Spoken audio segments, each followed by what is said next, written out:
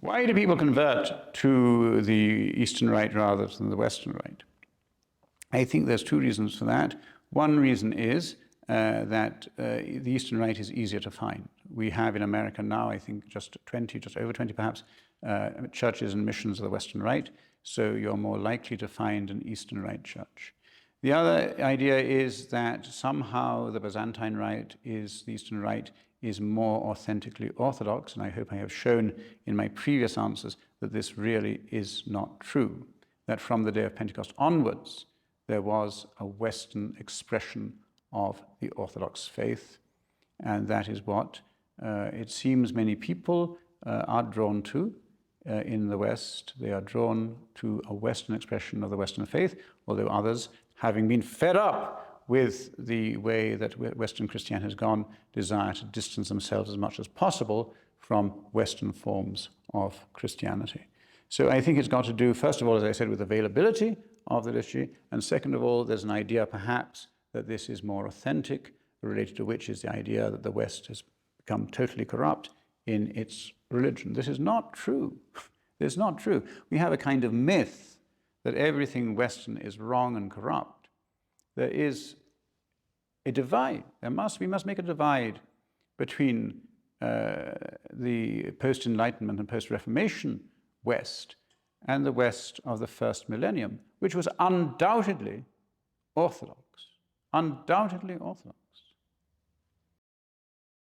Is the Western Rite just a gateway to the Eastern Rite?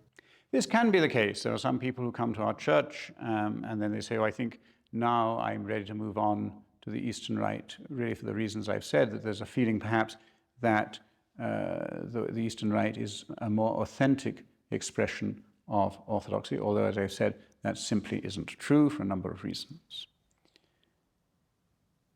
What's the question?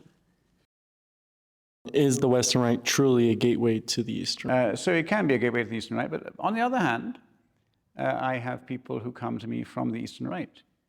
Oftentimes it's people who have come from a Western tradition, for example, Roman Catholicism or Episcopalianism, and they miss the genius and the ethos of our Western Rite. So it's not always the case that the traffic is one way.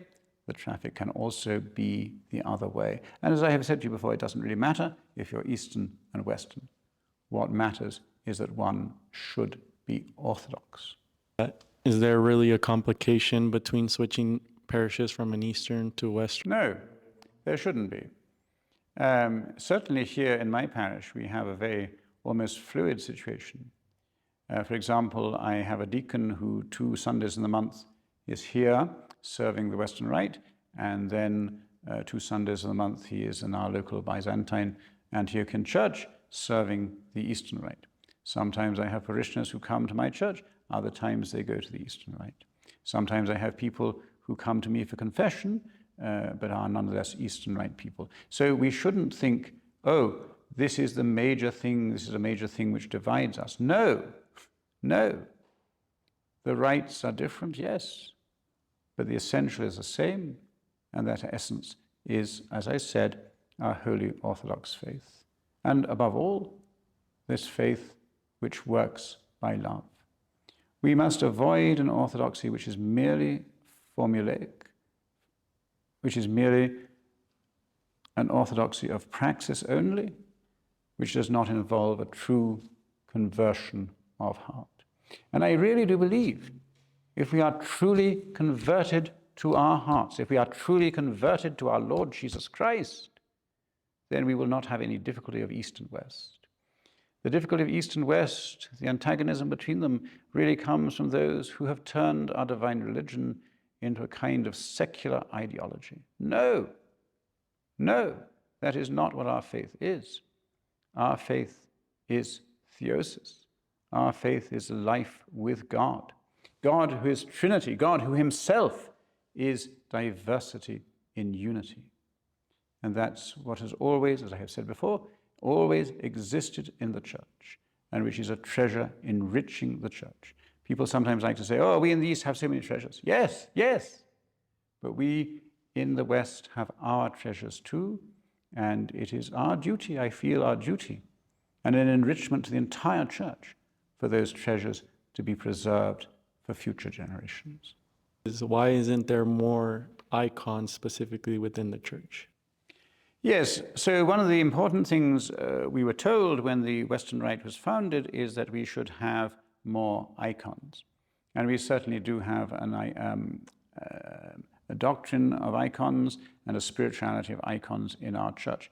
The fact of the matter is, in many of our churches, we don't have room or we don't have sufficient funds to have the iconography that is found in many Eastern churches. But it's not a question of us being against icons. No, we embrace, as the West has always embraced, the Seventh Ecumenical Council, Nicaea II, 787, and we venerate and reverence the icons, and we see the icons as a means of our growing closer to God, growing closer to the Mother of God, growing closer to the saints. So I don't think that's a very fair criticism to say, oh, you don't have any icons. Well, if we had more money, we'd have more icons. But be assured that our belief in the icons, our theology of the icons, and our spirituality of the icons is as firm and solid as anyone in the East. Oh, that's such a very good question. Yes, there's a book by an Italian scholar whose name I now forget, but it's called Iconophilia, and she makes this very point, that there was a great outburst of iconography during the iconoclastic period, a great outburst of iconography in Rome. So in fact, ironically enough, one of the reasons that there is a division, there came to be a division between East and West, was the heresies of the East. People are always going on about the heresies of the West. But during the patristic period, it was always the East that was producing heresies one after the other, these heresies which culminated in iconoclasm. So what you have is the emperors in Byzantium promoting iconoclasm, where you have the Pope in the West standing firm against iconoclasm and in favor of iconodulia.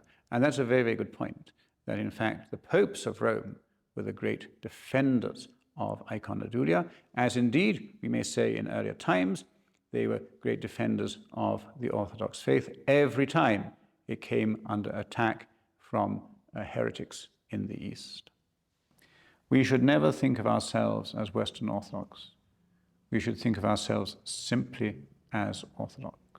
Now, of course, we use Western rites, we look to the Western tradition, but we don't look exclusively to the Western tradition. We are blessed to be able to use both traditions, both of which are extremely rich and extremely wonderful. And this is what all of us should be doing. I think it is a great failing of modern Orthodoxy that we have forgotten the treasures which exist in the West. And we need to rediscover those treasures and to reappropriate them, and thus the whole church can be enriched. We do, however, in the West run the risk sometimes of having what, if I may be pardoned for saying, is a kind of ghetto mentality. We shut ourselves up in our churches and we think, oh, we want to preserve this particular rite. I'm very glad to say in my parish that, as I said before, we have a lot of parishioners who also go to the Eastern Rite. But I'm very, very keen that we as a parish and each of the parishioners should understand that they are part of a wider whole, and that we should all support each other by going to other parishes round about, and this we often do.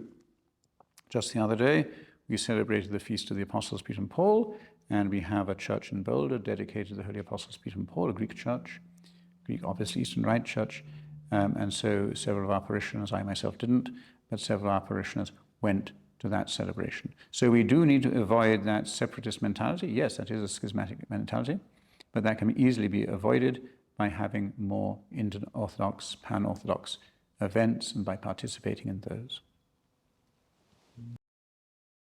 Where can people find you or ask questions? So, people can find me and ask questions on the internet. I am here. We have a Facebook page, we have a web page. I'm sure on from those two, you can find all the other contact details that you need. I will be very happy to answer your questions because I do believe this very much, that we have a legitimate right And we are doing something which is important for the church, which is important for souls. So if I can help you in that great endeavor, I will very happily do so. May God bless you.